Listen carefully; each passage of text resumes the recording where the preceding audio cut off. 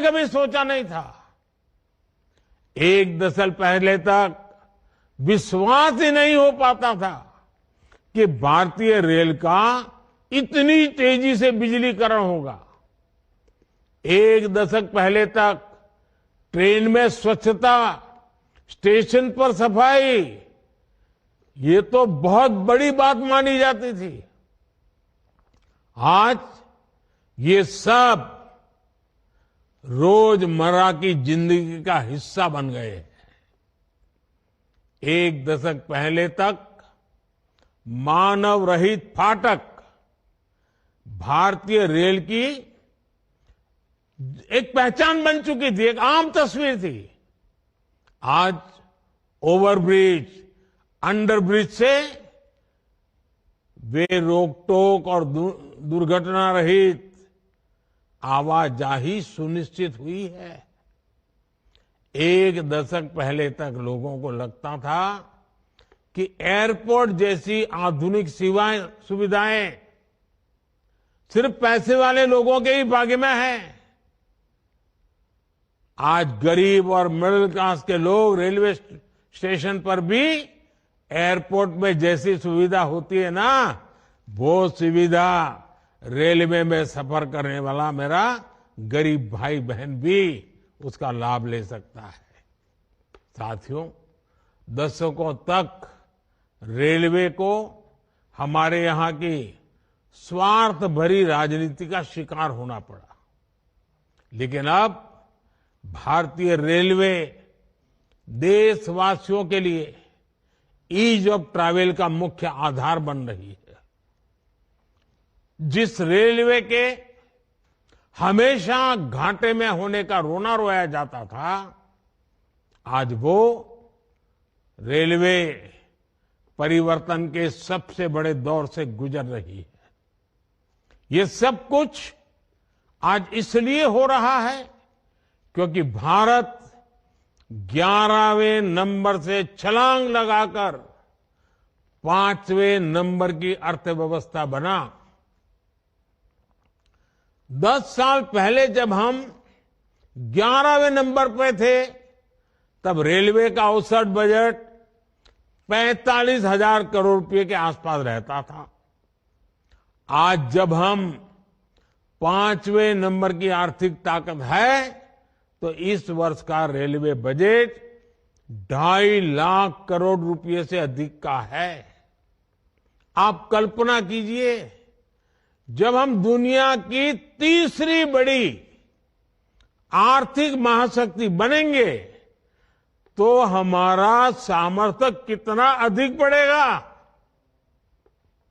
इसलिए मोदी भारत को जल्द से जल्द दुनिया की तीसरी सबसे बड़ी अर्थव्यवस्था बनाने के लिए जी जान से जुटा है। लेकिन साथियों, आपको एक और बात ध्यान रखनी है। नदी नहर में पानी चाहे कितना भी क्यों न हो, अगर मेड़ टूटी हुई हो तो किसान के खेत तक बहुत ही कम पानी पहुंचेगा। इसी तरह बजट चाहे कितना भी बड़ा हो, अगर घोटाले होते रहें, बेईमानी होती रहे, तो जमीन पर उस बजट का असर कभी नहीं दिखता। बीते 10 वर्षों में हमने बड़े बड़े घोटालों को, सरकारी पैसे की लूट को बचाया है। इसलिए बीते 10 वर्षों में नई रेलवे लाइन बिछाने की गति दोगुनी हो गई। आज जम्मू कश्मीर से लेकर नॉर्थ ईस्ट तक ऐसे स्थानों तक भी भारतीय रेल पहुंच रही है जहां लोगों ने कभी कल्पना भी नहीं की थी। ईमानदारी से काम हुआ, तभी 2,500 किलोमीटर से अधिक डेडिकेटेड फ्रेट कॉरिडोर का काम हुआ है। यानी आपने टैक्स के रूप में, टिकट के रूप में जो पैसा दिया, उसकी पाई पाई आज रेल यात्रियों के हित में ही लग रही है। हर रेल टिकट पर भारत सरकार करीब करीब 50% डिस्काउंट देती है। साथियों, जैसे बैंक में जमा पैसे पर ब्याज मिलता है, वैसे ही इंफ्रास्ट्रक्चर पर लगी हर पाई से कमाई के नए साधन बनते हैं, नए रोजगार बनते हैं। जब नई रेल लाइन बिछती है तो मजदूर से लेकर इंजीनियर तक अनेक लोगों को रोजगार मिलता है। सीमेंट, स्टील, ट्रांसपोर्ट जैसे अनेक उद्योगों, दुकानों में नई नौकरियों की संभावनाएं बनती हैं। यानी आज जो ये लाखों करोड़ रुपए का निवेश हो रहा है, ये हजारों प्रकार के रोजगार की गारंटी भी है। जब स्टेशन बड़े और आधुनिक होंगे, ज्यादा ट्रेनें रुकेगी, ज्यादा लोग आएंगे, तो आसपास रेहड़ी पटरी वालों को भी इससे फायदा होगा। हमारी रेल छोटे किसानों, छोटे कारीगरों, हमारे विश्वकर्मा साथियों के उत्पादों को बढ़ावा देने वाली है। इसके लिए वन स्टेशन वन प्रोडक्ट योजना के तहत स्टेशन पर विशेष दुकानें बनाई गई है।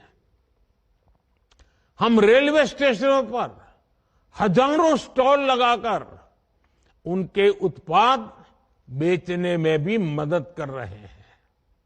साथियों, भारतीय रेल यात्री सुविधा ही नहीं है, बल्कि देश की खेती और औद्योगिक प्रगति का भी सबसे बड़ा वाहक है।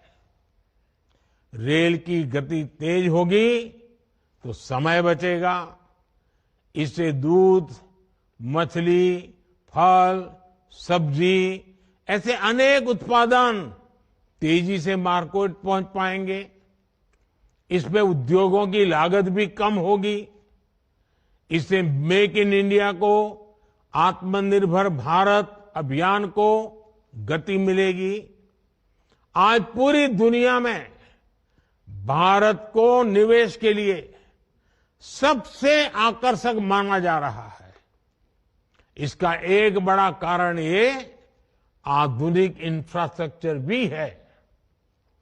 आने वाले 5 वर्षों में जब ये हजारों स्टेशन आधुनिक हो जाएंगे, भारतीय रेल की क्षमता बढ़ जाएगी, तो निवेश की एक और बहुत बड़ी क्रांति आएगी।